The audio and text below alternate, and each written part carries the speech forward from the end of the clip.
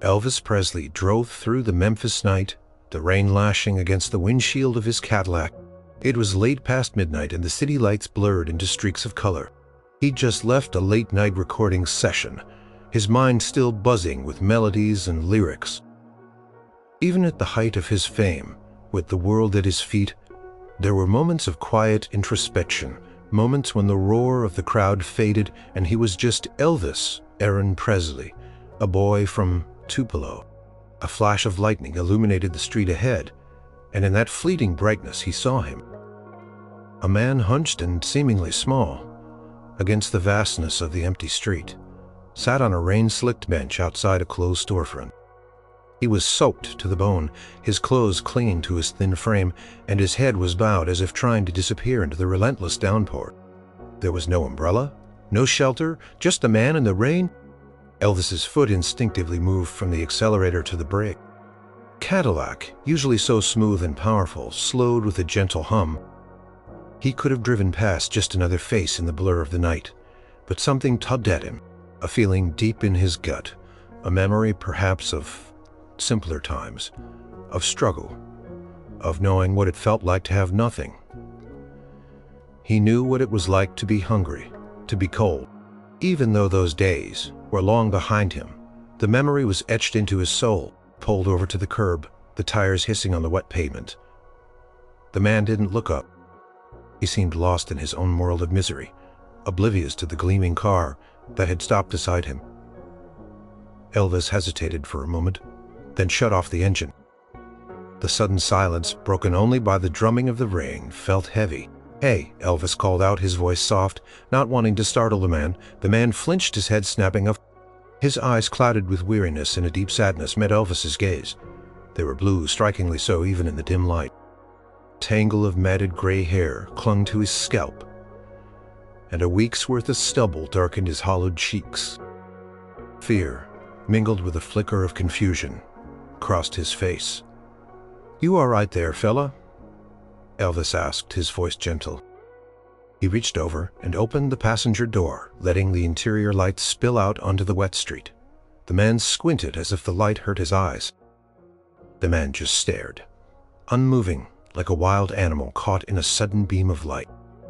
He probably thought Elvis was a cop, or maybe just someone looking for trouble. Elvis knew that look. It was the look of someone who had learned to expect nothing good from the world. "You look like you're freezing," Elvis continued, trying to sound as non-threatening as possible. "Come on, get in. It's warm in here." The man hugged his knees tighter, his body trembling. Whether from cold or fear, Elvis couldn't tell. A faint shudder ran through him. He opened his mouth as if to speak, but no words came out, just a raspy cough that seemed to tear at his throat. Elvis sighed softly. He knew this wouldn't be easy. People who lived on the streets, they often had their guard up. Trust was a luxury they couldn't afford.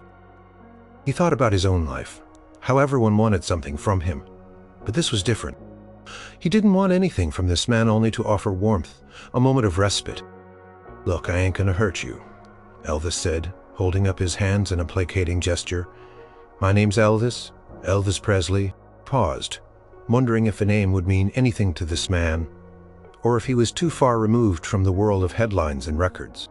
A faint flicker, a hint of recognition passed through the man's eyes, then vanished, replaced by the same weary suspicion. It was almost as if he was too tired to care who Elvis was. The cold and hunger had stripped away everything but the basic need for survival. "Just get in the car," Elvis urged again, a little more firmly this time, but still with kindness. "You'll catch pneumonia sitting out here. We'll get you some hot food." The man's gaze dropped to his hands, which were gnarled and blue with cold. He seemed to weigh the offer, the simple promise of warmth, against the ingrained distrust that had become his shield.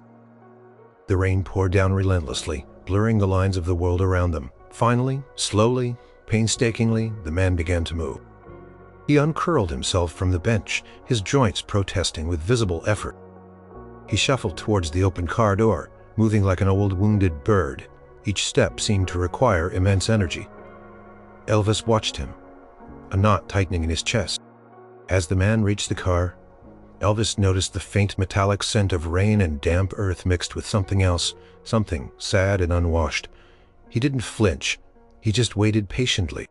The man paused at the threshold of the car, his eyes darting quickly into the luxurious interior, then back to Elvis's face.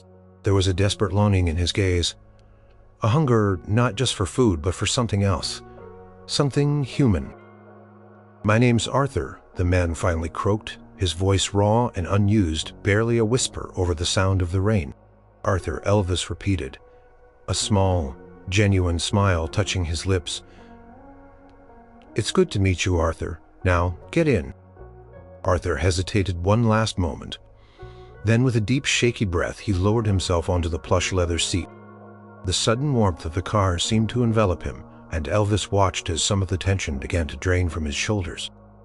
Arthur shivered once profoundly, then just sat staring straight ahead, as if afraid to look around, as if the dream might vanish if he acknowledged it too much. Elvis closed the door, gently cutting off the noise of the rain. The silence inside the car was profound, broken only by the quiet hum of the climate control. He pulled away from the curb, slowly leaving the dark, wet street behind. He didn't know where he was going yet, but he knew he couldn't just drop Arthur off. This was more than just a ride. This was a beginning. He glanced at Arthur. The man was still shivering slightly, but his eyes were closed, his head leaning back against the headrest. For the first time in what must have been a very long time, Arthur was truly warm, truly safe, even if only for a few moments. Elvis felt a deep sense of peace settle over him. This was what true wealth was, he thought. Not the money, not the fame, but the ability to offer a hand, to share a moment of human kindness when someone desperately needed it. He was a long way from the recording studio now, a long way from the bright lights and the screaming crowds. Here, in the quiet of his car with a stranger he had just met, he felt more like himself than he had in weeks. Elvis drove slowly, giving Arthur time to simply be warm. He didn't pepper him with questions. He just let the silence settle, a comfortable blanket in the soft glow of the dashboard lights. The rain continued its steady rhythm outside, a reminder of the harsh world Arthur had just escaped. After a few minutes, Arthur stirred. He opened his eyes, which seemed a little clearer now, less clouded by despair. He looked around the luxurious interior of the Cadillac, his gaze lingering on the rich leather, the polished wood, the gleaming chrome. A faint frown creased his brow, as if he couldn't quite believe this was real. Where are we going?" Arthur's voice was still raspy, but a little stronger than before. Elvis glanced at him. "Well, first we're going to get you some hot food. You hungry?" Arthur's eyes widened slightly, and he swallowed hard. "Hungry doesn't even begin to cover it, mister." "Elvis, please," Elvis corrected gently. "And don't you worry about that. There's a diner not too far from here, open all night. They make a mean plate of eggs and bacon." Arthur looked down at his soaked, grimy clothes. "I can't go into no diner." Elvis shook his head. "Don't you worry about that either. I'll make sure nobody bothers you. Besides, it's late. There won't be many folks around." He knew the late-night diner crowd tended to be a mix of shift workers, lonely souls, and a few stragglers. They wouldn't bat an eye. He pulled into the dimly lit parking lot of Gracie's Diner, a classic American diner with neon lights that hummed softly against the rain. The smell of coffee and frying food drifted through the damp air. "Now, how about a change of clothes?" Elvis asked, thinking ahead. "I got some stuff in the trunk that might fit you. Maybe not exactly your style, but they'll be dry."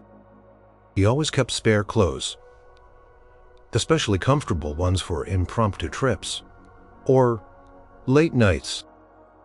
Arthur looked surprised. Then a hint of genuine gratitude softened his hardened features. You really don't have to." "Nonsense," Elvis said, pulling a duffel bag from the trunk. "A man needs to be comfortable and clean." He found a pair of old sweatpants, a large t-shirt, and a warm, soft flannel shirt. These should do for now. He led Arthur to the diner's restroom, waiting outside while Arthur changed. He heard a splash of water, a few coughs, and then, after what seemed like an age, Arthur emerged. He still looked gaunt and weary, but the dry, clean clothes made a world of difference. The flannel shirt was too big, hanging loosely on his frame, but it was warm. He looked at Elvis, a hesitant, almost shy smile touching his lips. "Thank you," Arthur said, his voice clearer now. This is more than anyone's done for me in years." "Just glad to help," Elvis replied, placing a hand on Arthur's shoulder. "Now, let's get you some grub." They slid into a booth at the back of the diner. The waitress, a kindly woman with tired eyes, barely glanced at Arthur, just smiled at Elvis and handed them menus. Elvis ordered a huge breakfast platter for Arthur. Eggs, bacon, sausage, hash browns, toast, and coffee. For himself, he just ordered a black coffee. Arthur ate slowly at first, as if savoring each bite. Then, as the warmth of the food spread through him, he ate with a quiet, desperate hunger. Elvis watched him, not out of pity, but with a growing sense of respect. This man had endured so much. "So, Arthur," Elvis began. Once Arthur had finished the first plate and was sipping his coffee, looking significantly better. "You mind telling me what happened? How'd you end up out there in the rain?" Arthur sighed, staring into his coffee cup. "It's a long story, Elvis. One I don't much like to tell." "You don't have to tell me anything you don't want to," Elvis assured him. "But sometimes talking about it can help." Arthur was quiet for a moment, tracing the rim of his cup with a gnarled finger. "Lost my wife," he began, his voice barely a whisper. "A few years back. She was everything.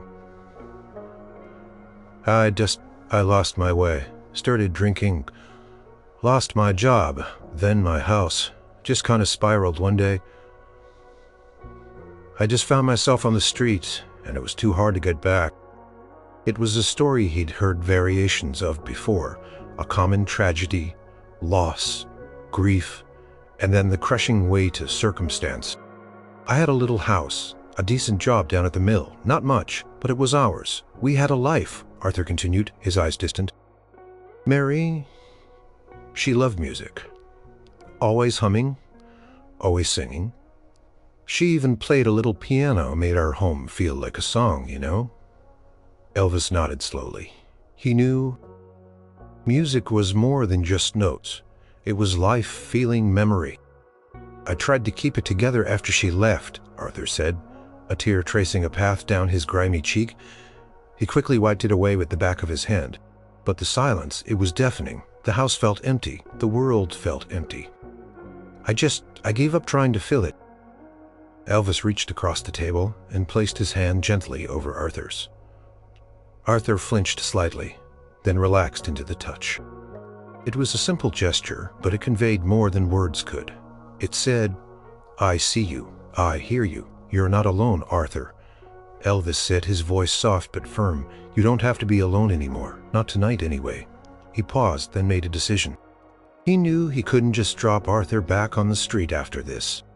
It would be like pulling a fish from water and then throwing it back onto dry land. "You need a place to stay tonight. A real bed. A warm shower." Arthur looked up, his eyes wide with a mixture of disbelief and hope. A bed?" "Yeah, a bed," Elvis confirmed. "I know a good hotel nearby. You'll be safe there. Get a good night's sleep. And tomorrow we can figure some things out." Arthur just stared at him, tears welling in his eyes again. But this time, they weren't tears of sadness. They were tears of pure, overwhelming relief. "I don't know what to say, Elvis. I'm nobody. Why are you doing this?" Elvis smiled, a genuine, warm smile that reached his eyes. "'Cause you're somebody, Arthur. Everyone's somebody, and nobody deserves to be out in the rain like that." He thought about his own journey. How many people had given him a hand up when he was just a kid with a dream? This was his chance to pay it forward. He knew this was just the beginning. The hotel room was simple, but clean, warm, and quiet. Arthur stood in the middle of it, a look of awe on his face. He'd taken a long hot shower, the first in what felt like forever, washing away the grime and the cold. Clothes Elvis had given him, though a little big, felt like pure luxury against his skin. He looked at the crisp white sheets on the bed, the small TV in the corner, the soft carpet under his feet. It was a palace compared to the cold, wet streets. Elvis watched him, a quiet satisfaction filling him. "There's fresh towels, soap, and a comb in the bathroom," he said, gesturing, "and a toothbrush in that little bag there." He'd even thought to pick up a small toiletry kit from the hotel's lobby. Arthur turned, his eyes still wide. I can't thank you enough, Elvis." He ran a hand through his damp hair, which looked a little less wild now that it was clean. "No need for thanks," Elvis replied, leaning against the doorframe. "Just get some rest, Arthur. You've earned it."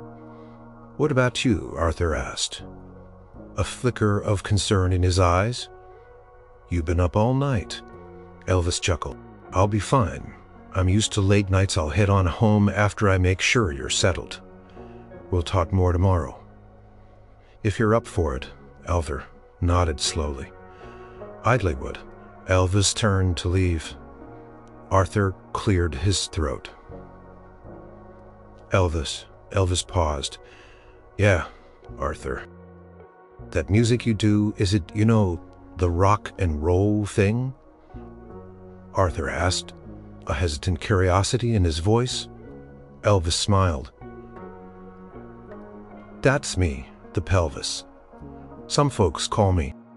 I knew it, heard you on the radio a few times. Never thought I'd be here with you." He shook his head as if still processing the surreal nature of the night. "Life's funny that way, ain't it?" Elvis said, a twinkle in his eye. "Get some sleep, Arthur. We'll connect tomorrow around noon. I'll send someone to pick you up, or I'll come myself. What do you prefer?" Arthur hesitated. "However you think best." Elvis left the room, closing the door softly behind him. He walked back to his car, the rain now a gentle drizzle. The city was still asleep, but for Elvis the night had been profoundly awake. He felt a lightness in his chest, a sense of purpose that transcended his musical career. The next day, true to his word, Elvis sent his cousin, a kind and steady man named Billy, to pick up Arthur. Billy brought him to Graceland, not to the main house where Elvis lived, but to a quieter guest house on the property, giving Arthur more space and privacy than the busy mansion would allow. Arthur was overwhelmed. The guest house was beautiful, clean, and felt incredibly safe. He spent the morning just existing in comfort, something he hadn't done in years. Later, after a light lunch, Elvis came to see him. They sat in the small living room of the guest house. Elvis in a comfortable armchair, Arthur on the sofa. There was a quiet hum between them, not awkward, but respectful. "So, Arthur," Elvis began, "you said you lost your wife, Mary, and that she loved music. Did you ever play an instrument?" Arthur looked down at his hands, calloused and rough from years of manual labor, and then from the neglect of the streets. "I used to, a long, long time ago, played a little guitar. Just folk tunes, mostly, for Mary." A wistful look came over his face. "She said I had a good voice too, not like yours. Mind you," he added quickly, a faint blush creeping up his neck. Elvis chuckled. "Well, I'm sure it was good in its own way. Every voice has its own story, Arthur." He leaned forward. "What kind of music did you play? Any particular songs?" "Oh, old tunes. Hank Williams, Johnny Cash, some gospel hymns. Mary loved the hymns. Said they reminded her of her mama." Arthur's voice grew softer, racked in memory. "We'd sit on the porch in the evenings and I'd play and she'd hum along. Those were the best times." "Sounds beautiful," Elvis said genuinely. He could picture it, the simple, heartfelt scene. It reminded him of his own early days, singing with his family in church, the power of music to bring people together to heal. "After she passed, I just couldn't pick up the guitar again," Arthur confessed. "Felt like betraying her somehow, like I was trying to replace her song with my own sad one. And it just hurt too much. Every note just reminded me she wasn't there to hum along. Elvis nodded, understanding the depth of that grief. Grief can do that. It can make you shut down, close yourself off from the very things that once brought you joy. But sometimes those things are also the key to finding your way back. Arthur looked up. A flicker of something in his eyes. Hope, curiosity. Do you still remember how to play? Elvis asked gently. Arthur shrugged. Bits and pieces. Maybe it's been, 15 years or more. That's a long time to go without music, Elvis observed, especially for someone who clearly loved it. Paused, then continued, So, what do you want to do now, Arthur? You're safe here for as long as you need to be. But what's next? Arthur looked around the comfortable room, then back at Elvis. I don't know, Elvis. I hadn't thought about a next in a long time. Just survival. One day at a time. The streets teach you that, but you're not on the streets now, Elvis reminded him, his voice kind. You have a chance to start fresh, to rebuild.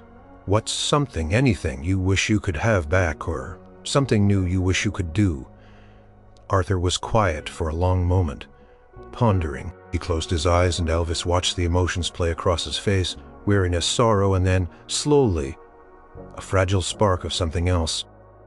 I miss the music, Arthur finally whispered, his voice thick with emotion. I miss the way Mary's face would light up when I played her favorite tune. I miss the feeling of the strings under my fingers. Even if I wasn't much good, it felt like I was part of something bigger. Elvis smiled. That's a start, Arthur. A very good start indeed. We'll get you a guitar, and maybe, just maybe, you can find that part of yourself again. Arthur looked up, his eyes wide. A guitar? But I couldn't. I don't have any money. That's not your concern, Elvis said with a dismissive wave of his hand. Consider it a gift, just like this room, just like a good meal, a chance. What kind of guitar did you play? Just an old acoustic, Arthur mumbled, still in disbelief. Nothing fancy. An acoustic it is, then, Elvis said, his smile broadening. We'll find you one, and maybe once you've got it, you'll find your song again, Arthur. Arthur looked at Elvis, a profound gratitude in his eyes that words couldn't express. This was more than money or shelter. This was the gift of seeing a future, a possibility he hadn't dared to dream of. The next few days were a blur of small, quiet miracles for Arthur. He ate regular, nourishing meals, slept in a comfortable bed, and slowly, painstakingly, the deep lines of stress and weariness began to soften on his face. He even gained a little color. Elvis didn't rush him, simply checking in, sometimes sitting with him for a while, just talking, listening. Arthur started to open up more little by little. He talked about his early life, growing up in a small town not far from Memphis. He'd worked hard his whole life, always believing in an honest day's pay for an honest day's work. He'd met Mary when they were teenagers, fell in love, built a life together. It was a simple life, but a good one. He'd had dreams too once, of perhaps playing his guitar in small local joints, but responsibility had always come first.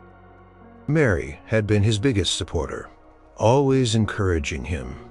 Even if he never pursued it professionally, she always told me I had a pure heart, even when I felt like it was crumbling into dust, Arthur said one afternoon, looking out the window at the sunny Graceland grounds. He'd just finished a hearty lunch and was feeling more reflective. Said that was the most important thing a man could have. Elvis nodded, understanding. She sounds like a confirmed. A gentle smile on his lips. Always saw the good in people, even when they couldn't see it in themselves. He paused, then turned to Elvis. Like you do, I suppose? Elvis shifted a little, uncomfortable with the compliment, but grateful for the trust. Just trying to do right, Arthur? We all need a hand sometimes. I just can't get over it, Arthur continued, shaking his head. 1 minute. I'm freezing, starving, thinking. This is it. I'm just going to fade away on that bench. The next, I'm here. It's like being reborn. Elvis listened, letting Arthur process his emotions. Could see the deep scars that life on the streets had left, but also the resilience that had kept Arthur going. "You mentioned playing folk tunes." Elvis prompted, gently guiding the conversation back to music. "What kind of folk? Any particular artists you admired back then?" "Oh, a lot of the old-timers," Arthur replied, his eyes lighting up a little. "Woody Guthrie, Pete Seeger, and local Memphis blues guys, too. Learned a few licks from them, nothing fancy, just raw and honest. That's what I liked. Music that told a story, you know." "I know," Elvis said, a deep connection forming. It was what he always strived for in his own songs, even as they became bigger, more polished. "And gospel," Arthur added, almost as an afterthought. "Mary loved the gospel. We'd go to church every Sunday. And the singing, it just lifted your soul. Sometimes I'd bring my guitar and they'd let me play along with the choir. Felt like heaven." Elvis leaned back, listening intently. He too had grown up on gospel music, singing in church. It was the foundation of his own musical journey. He felt an even deeper kinship with Arthur now. They were from different worlds, but their roots, their love for true, honest music, were surprisingly similar. "So, Arthur," Elvis said, "about that guitar, I've been looking around. You want something new, or something that feels a bit more lived in?" Arthur's eyes widened. "You really mean it? You're getting me one?" "Of course I mean it," Elvis said, a warm smile on his face. "We talked about it, didn't we? Now, which one?" Arthur hesitated, then spoke softly. "An old one, if you could find it. One that's got some stories in its wood, like me, maybe." Elvis chuckled. "An old soul, huh? I like that." He made a mental note. He had a few vintage acoustics lying around Graceland, some that were gifted to him, others he'd picked up. He thought of a particular Guild acoustic, well-worn but with a beautiful tone. It had been sitting, mostly unplayed, for years. It might be perfect for Arthur. Later that day, Elvis went to one of the music rooms in Graceland. He found the Guild a beautiful instrument with a warm, rich finish, worn smooth in places from countless hours of playing. He picked it up, strummed a few chords. The sound was mellow, resonant. He smiled. This was it. He brought it to Arthur's guest house that evening. Arthur was sitting on the porch, watching the sunset paint the sky in hues of orange and purple. "Look what I found," Elvis said, holding out the guitar. Arthur's jaw dropped. His eyes filled with tears as he carefully took the instrument from Elvis. Cradled it like a newborn baby, his fingers trembling as they traced the lines of the wood. She's beautiful, Elvis," Arthur whispered. He plucked a single hesitant string. The note resonated clear and true. "She's yours, Arthur," Elvis said, his voice soft. "She's been waiting for you." Arthur carefully strummed another chord. It was rusty, the fingers unaccustomed, but the sound was there. Closed his eyes, and a profound, raw emotion washed over his face. Elvis watched, silent, understanding. This wasn't just a guitar. It was a bridge back to a lost life, a lost love, a lost self. Arthur spent the rest of the evening sitting with the guitar, gently plucking strings, trying to remember chords. Sometimes a faint, familiar melody would emerge, sometimes just a jumble of notes, but he didn't stop. He was lost in the sound, lost in the memories it awakened. Elvis watched for a while, then quietly left, leaving Arthur to his reunion with music. He knew this was just the beginning of Arthur's journey back. The surface had been scratched. Now the real healing could begin. Days turned into a week. Arthur's hands, once gnarled and stiff, began to regain some of their dexterity. He spent hours each day with the Guild, guitar slowly, painstakingly relearning chords, picking out melodies. The guest house often hummed with the gentle, sometimes clumsy, but always heartfelt sounds of his practice. Elvis would occasionally pop in, sometimes just to listen, sometimes to offer a tip or a gentle word of encouragement. He never pressured Arthur to perform, just let him rediscover his own rhythm. He saw the transformation in Arthur, not just physically but spiritually. The deep-seated despair was slowly being replaced by a fragile but undeniable sense of purpose. One afternoon, Elvis sat with Arthur on the guest house porch. Arthur was quietly picking out a tune, a familiar gospel hymn. His voice, still a bit rough, joined the melody. A soft hum at first, then words shaky but earnest. Amazing grace, how sweet the sound that saved a wretch like me. Elvis listened, deeply moved. Arthur wasn't singing for an audience. He was singing for himself, for Mary, for his lost years. It was raw, honest, and incredibly powerful. When Arthur finished, he looked up, a faint blush on his cheeks. "Sorry, Elvis, didn't mean to bore you." "Bore me?" Elvis shook his head. "Arthur, that was beautiful, truly. Your voice, it's got a real quality to it. A lived-in sound. It tells a story." Arthur looked surprised, then pleased. "Mary used to say that too, but I never believed her much. She was just being kind." "She was right," Elvis insisted. "Some of the best singers ain't the ones with the biggest range, but the ones with the most heart, and you've got a lot of heart." Arthur hummed softly, strumming a gentle chord. "I forgot how much I loved this. It's like finding a piece of myself, I thought, was gone forever." "It was never gone," Elvis said. "Just buried. Sometimes we need a little help digging things up." He paused. "Have you thought about what you want to do next, Arthur? Beyond just practicing here?" Arthur put the guitar down, his gaze distant. "I still don't know, Elvis. I appreciate everything, truly, but I can't stay here forever, mooching off your kindness." "You're not mooching, Arthur," Elvis countered gently. "You're getting back on your feet. That's what this is for. And as for what's next, well, we can explore options. Maybe you could find a small place, get a job." Arthur's shoulders slumped slightly. "A job? I haven't worked in years. My skills, they're old-fashioned. And who'd hire an old man like me, who's been living on the streets?" Elvis understood his fears. The world could be harsh, but he had an idea. "What about music, Arthur? You love it. You're good at it. Maybe not stadiums, but there are places, small venues, churches, community centers, where a voice like yours, a story like yours, play for people."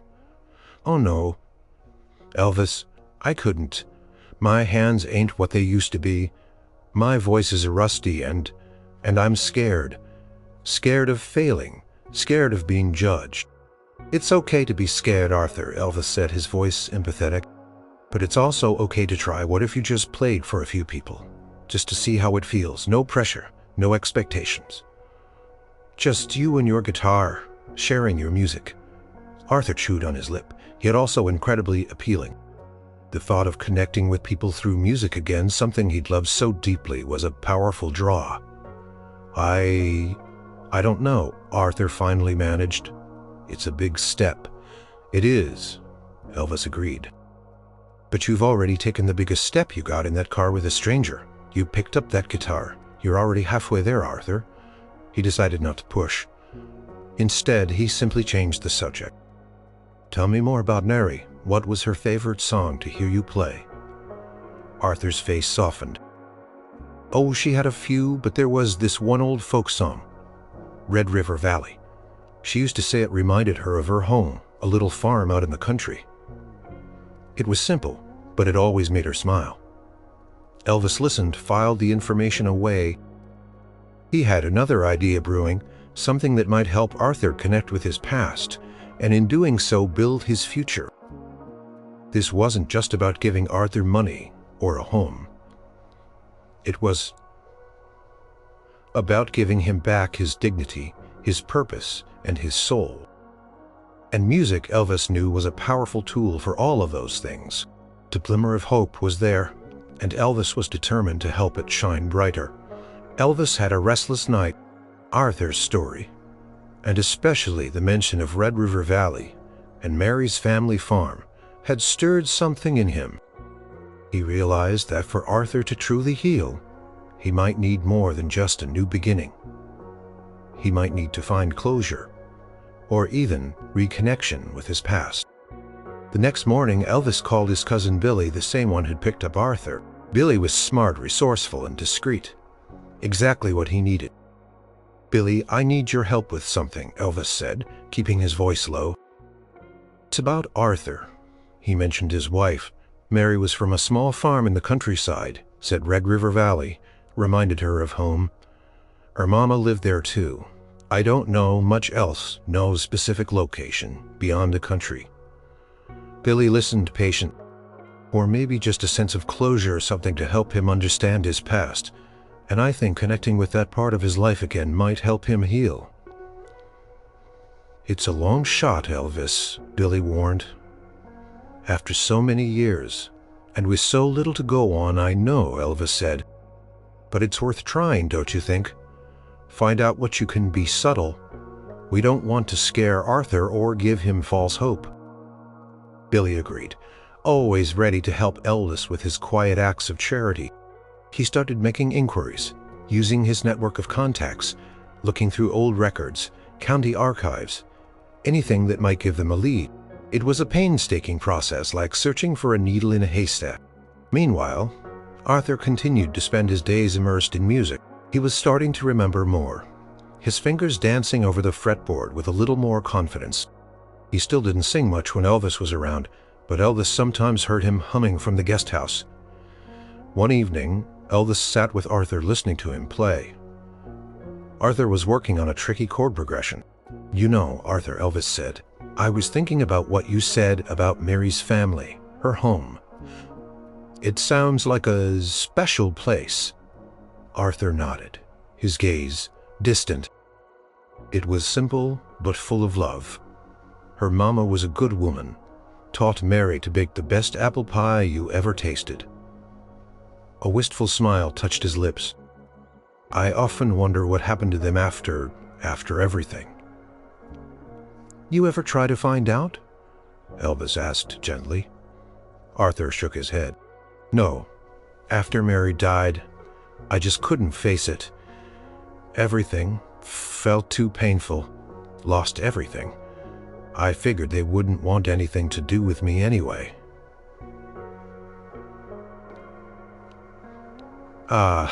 Been here." "That's not true, Arthur," Elvis said, his voice firm. "Sometimes family is the only thing that matters. And if they're good people, they'd want to know you're all right." Arthur looked unconvinced. The shame of his past life on the streets still clung to him like a shadow. "I'm not the man I was, Elvis, not the one they knew." "You're a man who survived, Arthur," Elvis countered. "A man who's picking himself up. That's something to be proud of, and I think Mary would be proud of you too." The conversation lingered in the air. Arthur went back to his guitar, but Elvis could tell his mind was elsewhere.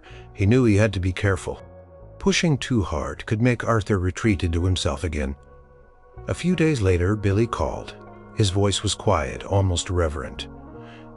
"Elvis, I found something," Billy said. "And it looks like Martha had another daughter, Mary's younger sister, named Clara Williams." Elvis felt a surge of excitement, quickly tempered by caution. "Is Clara still there?" "Looks like it," Billy confirmed. And how to approach Clara? It had been so long. Would she even want to see him? Would she blame him for Mary's death or for his spiraling into homelessness? Elvis decided he needed to approach Clara first. It couldn't be a shock for Arthur. He needed to prepare the ground, make sure it was a gentle, welcoming reunion, not a painful one. He would go to Willow Creek himself discreetly and talk to Clara. He would explain Arthur's situation, his transformation, and see if there was any chance for a reconciliation. This was more than just a gift of money or a home. This was a gift of family, of history, of a chance to mend a broken past. He knew this was a long shot, But if there was any chance for Arthur to heal completely, this was it.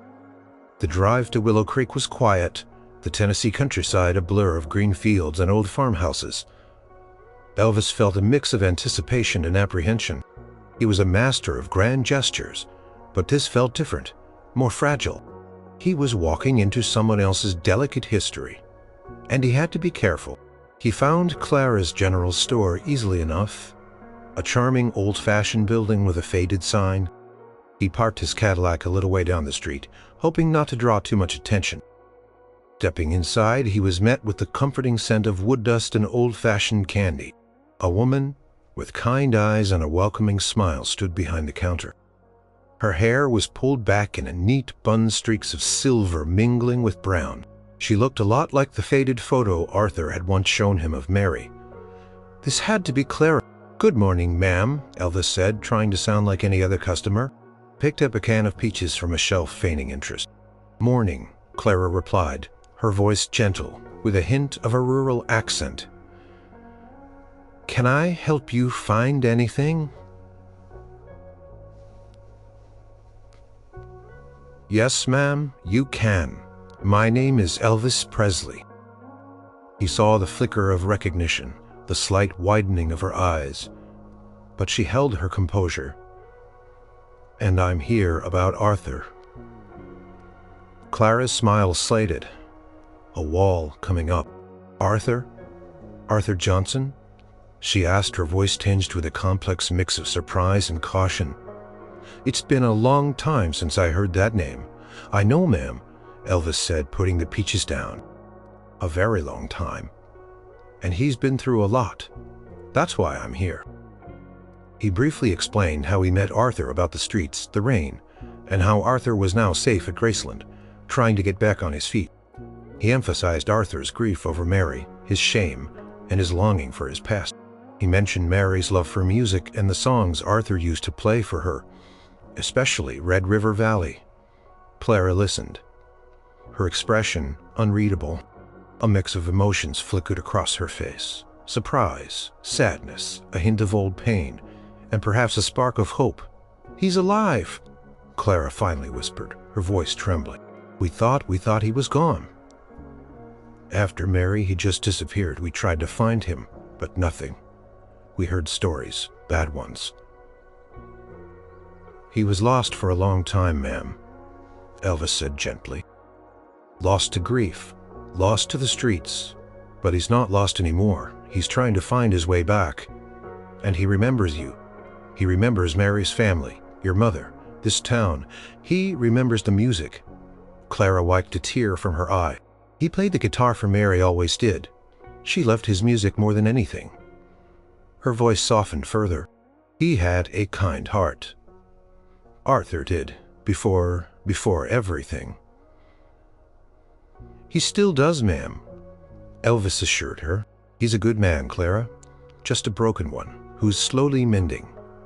He misses Mary every day, and he misses the life he had with her." Clara was quiet for a long moment, looking past Elvis, out the window, lost in thought. Mary would have wanted him to be all right. She never stopped loving him, even in her last days. I think she'd want him to know he's not alone, Elvis said, and that he has family who cares. He paused, then took a chance. "Would you be willing to see him, Clara? To talk to him? No pressure, just a chance." Clara hesitated, then looked Elvis in the eye, a decision made. Yes, I would. I want to see him. I want to know he's truly all right." Her voice was firm now, tinged with a deep, loving concern. "It's been too long." Elvis felt a wave of relief wash over him. "Thank you, Clara. Thank you so much. It would mean the world to him." Pulled out a small piece of paper and scribbled down the address for the guest house. "And a time for tomorrow afternoon?" "He doesn't know I've come here yet. I wanted to make sure you were open to it first. Maybe it could be a quiet reunion, no big fanfare." Clara nodded, taking the paper. "I understand he might be sensitive." "Very," Elvis agreed. As he left the store, Elvis felt a profound sense of accomplishment. This wasn't about selling records or thrilling crowds. This was about mending a life one quiet, brave step at a time. He knew the hardest part was yet to come, telling Arthur, and then the reunion itself. But he felt a deep hope that this, the music, the family, the past, would be the final crucial piece in Arthur's healing journey. Back at Graceland, Elvis found Arthur still practicing his guitar. He played with more confidence now, his fingers finding familiar patterns. "I have something to tell you, something important." Arthur looked up, a nervous apprehension in his eyes.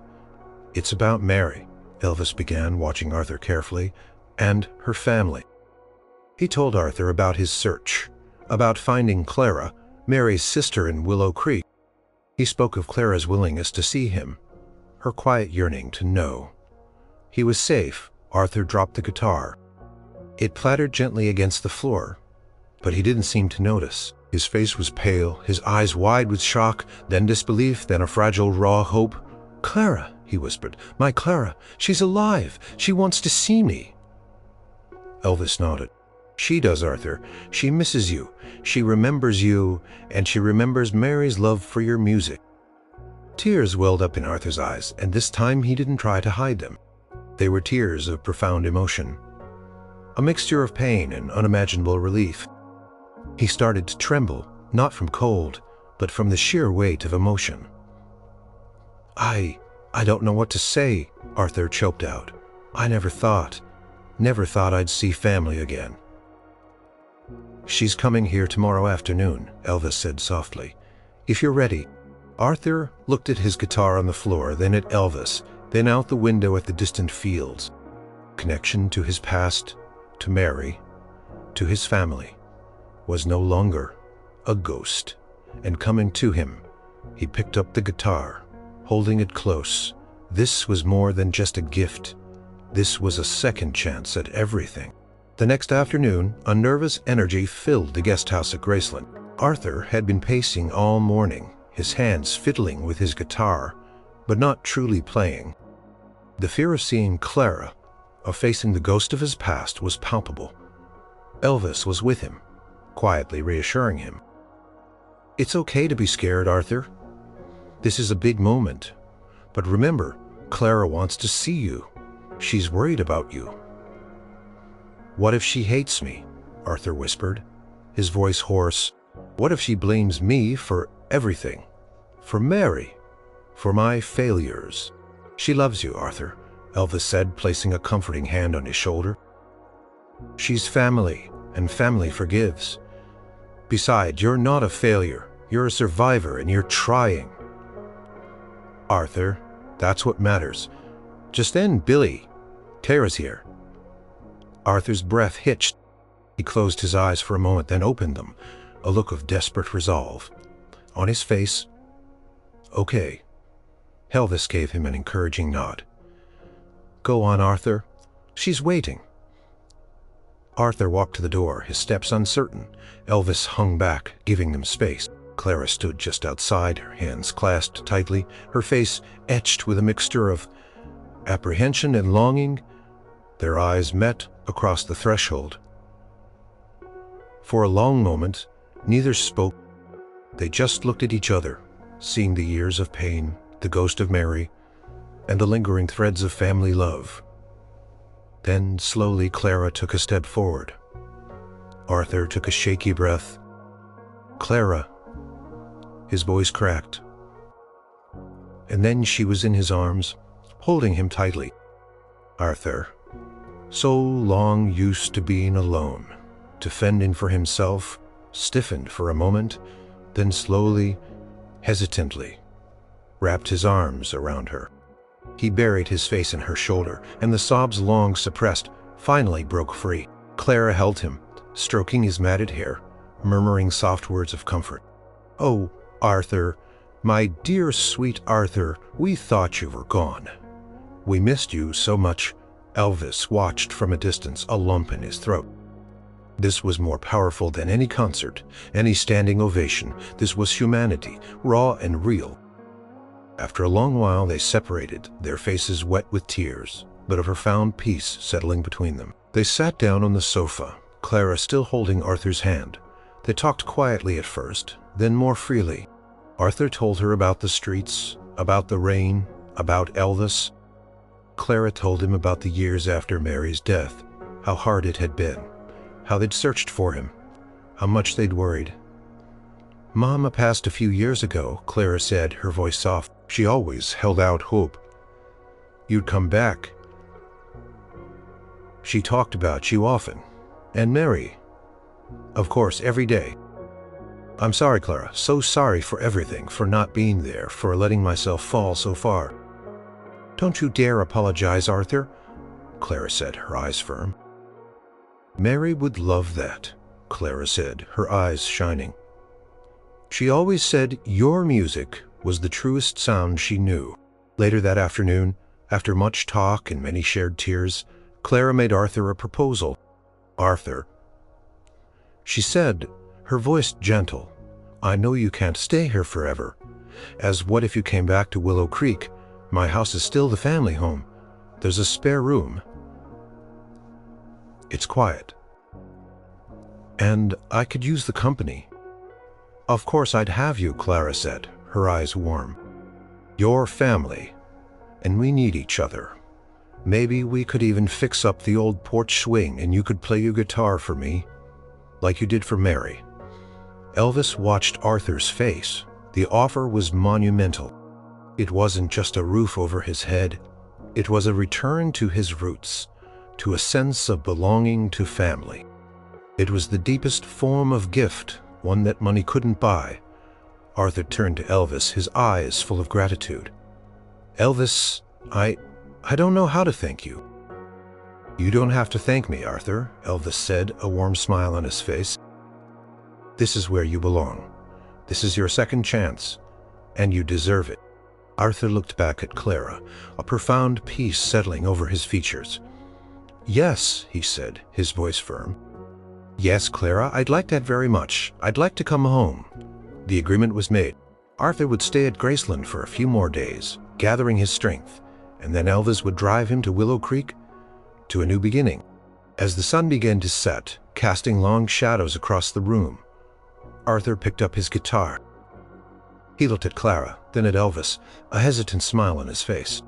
"Would you two mind if I played something?" he asked, his voice softer, more confident than Elvis had ever heard it. "We'd love it, Arthur," Elvis said. Arthur began to play. He started with an old gospel hymn, the notes clear and resonant. Then slowly, almost instinctively, he transitioned into a familiar melody, one that filled the room with warmth and nostalgia. "Red River Valley." Clara closed her eyes, tears silently running down her face. Elvis leaned back, listening, his heart full. Arthur was home. He was truly home. The day Arthur moved to Willow Creek was quiet and understated. Elvis drove him, himself wanting to ensure a smooth transition. The old town, nestled among rolling hills, felt peaceful, a world, away from the bustling streets of Memphis. Clara's house, but charming, well-kept bungalow, was exactly as Arthur had described it, simple, warm, and welcoming. Arthur's new room was small but cozy, with a window overlooking Clara's vibrant garden. There was a comfortable bed, a small dresser, and a sturdy armchair. Arthur placed his Guild guitar carefully in the corner, a symbol of his new beginning. "It's perfect, Clara," Arthur said, his voice thick with emotion. "Thank you." Clara just smiled, her eyes filled with love. "It's your home, Arthur. Always has been." Elvis stayed for a cup of coffee, chatting with Clara and Arthur. He saw the easy comfort between the siblings, the way they already seemed to be falling back into old rhythms. It was clear Arthur was exactly where he needed to be. "Now, Arthur," Elvis said as he prepared to leave, "you have my number. Don't hesitate to call if you need anything. And I mean anything." Arthur nodded, a profound gratitude in his eyes. "I won't forget what you've done for me, Elvis. You gave me back my life." "You did that, Arthur," Elvis corrected gently. "I just helped you find your way. You had the strength all along." Over the next few weeks, Arthur settled into his new life. He helped Clara around the house, tending the garden, running errands for her general store. He slowly reconnected with the small-town life he'd known before. He walked the quiet streets, greeting neighbors, many of whom remembered him. Or at least the family name, past, was still there. The shadows of grief and loss, but they were no longer overwhelming. They were part of his story, not the whole of it. And the music, Arthur played his guitar every day. He wasn't looking for fame or fortune. He simply played for himself, for Clara, and for Mary's memory. Sometimes he'd sit on the porch swing, and his music would drift out into the quiet evening air, a melody of healing and remembrance. One Sunday, Clara convinced him to come to church. It was a small country church, much like the one he and Mary used to attend. The choir was humble but enthusiastic. During the hymns, Arthur found himself humming along, then quietly singing, his voice blending with the others. The pastor, a kind man with a gentle smile, noticed. After the service, he approached Arthur. "Arthur, I hear you play the guitar. We could always use another hand with the music here if you're ever inclined." Arthur hesitated, a familiar wave of nerves washing over him. But then he looked at Clara, who gave him an encouraging nod. He thought of Mary, who loved gospel music so much, and he thought of Elvis, who told him his voice had heart. Maybe I could help out a little. And so Arthur began playing guitar for the church choir. At first, it was just a few hymns, his fingers a little stiff, his voice a little shaky, but with each passing week he grew more confident. The music flowed through him, connecting him to the community, to his faith, and to his past. He wasn't just a homeless man anymore. He was Arthur, the guitar player from the church, a valued member of the community. Elvis kept in touch, calling Arthur every few weeks, sometimes sending Billy to visit. He heard about Arthur's progress, about the church, about his growing confidence. Each update filled him with a quiet joy. This was the true gift, he realized. Not the money, not the shelter, but the chance to give someone back their purpose, their dignity, their place in the world. One afternoon, a few months after Arthur had moved, Elvis decided to make a surprise visit. He drove to Willow Creek, parked his car discreetly, and walked towards the church. It was a Sunday, and the sound of music drifted out from the open windows. He recognized the melody immediately. Amazing Grace! And there, accompanying the choir, was Arthur's guitar, clear and strong. Then Arthur's voice joined in, no longer hesitant, but full of warmth and conviction. Elvis stood outside listening, unseen. He saw Arthur through the window, sitting in the front row, his back straight, his head held high, his fingers dancing on the fretboard of the Guild guitar. His face was no longer gaunt or haunted, but filled with a quiet contentment. He wasn't the broken man Elvis had found in the rain. He was whole again. Elvis didn't go inside. He didn't need to. He had seen enough. The greatest gift he could have given Arthur wasn't something tangible. It was hope, respect, and a bridge back to a life worth living. Arthur had found his purpose again, through music, through family, through community. Elvis knew his mission was complete. Life in Willow Creek had brought Arthur a peace he hadn't known in decades. The simple rhythm of small-town life, the quiet comfort of Clara's home, and the steady presence of his music had healed wounds he once thought unfixable. He still thought of Mary every day, but now the memories were less about pain and more about love and gratitude. Continued to play guitar for the church, his fingers now nimble, his voice clear and strong. He often told stories between songs, sharing a little of his journey, not dwelling on the sorrow, but emphasizing the power of faith and kindness. The congregation loved him, embracing him as one of their own. One crisp autumn afternoon, Arthur was sitting on the porch, strumming a gentle melody, when a familiar Cadillac pulled up the dusty lane. Elvis Presley stepped out. Elvis, what a surprise, put down his guitar and walked to greet him, extending a hand. Elvis clasped his hand firmly. "Just passing through, Arthur. Thought I'd check in on you." Took in Arthur's appearance. Clean, well-fed, dressed in simple but neat clothes. His eyes were bright, and a natural contentment radiated from him. Come on in, Arthur said, pulling up a chair on the porch. Clara's just inside, making her famous apple pie. You're just in time. They sat, and Elvis listened as Arthur spoke of his new life. He talked about the church, about Clara, about the small joys of everyday living. He spoke with a quiet confidence that was a world away from the defeated man Elvis had found in the rain. I even got a part-time job down at the hardware store, Arthur said proudly. Just a few hours a week helps me feel useful, and it keeps me busy. Elvis nodded, genuinely pleased. That's wonderful, Arthur, truly wonderful. Clara came out with 2 slices of warm apple pie and coffee, greeting Elvis warmly. They talked for a while, a comfortable silence settling between them. It was clear that Arthur was thriving. As the afternoon light began to fade, Elvis prepared to leave. He stood up and Arthur stood with him. Arthur, Elvis said, his voice soft, I'm glad to see you like this. Truly, this is what it's all about. Arthur looked at Elvis, his eyes filled with a profound depth of emotion. Elvis, I still don't know how to thank you. You didn't just give me money or a place to stay. You gave me back my life. You gave me back my family. You gave me hope. He gestured to the Guild guitar still resting on the porch swing.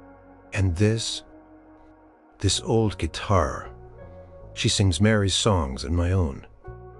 And it feels like she's still here with me. You found it, Arthur. The strength was always in you. I just helped clear a little bit of the path. You were a good man, Elvis Presley, Arthur said, his voice firm and sincere. A truly good man. Elvis smiled, a genuine, humble smile.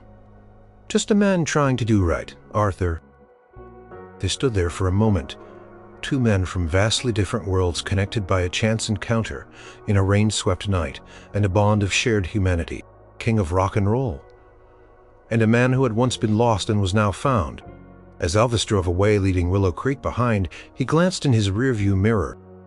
He saw Arthur standing on the porch, his hand raised in a farewell wave. The sun was setting, painting the sky in hues of orange and gold, a fitting backdrop for a new beginning. Elvis felt a deep, quiet satisfaction. His life was often a whirlwind of demands of fame, of the constant pressure to perform. But moments like these, quiet acts of kindness, were what truly mattered. They grounded him, reminded him of where he came from, and showed him the true meaning of his blessings. He knew Arthur would be all right. He had found his home, his family, and his music. And in helping Arthur find his way, Elvis had found a deeper sense of purpose, himself a quiet melody that resonated more powerfully than any hit song. The rain had washed away despair, and in its place a new song had begun to play.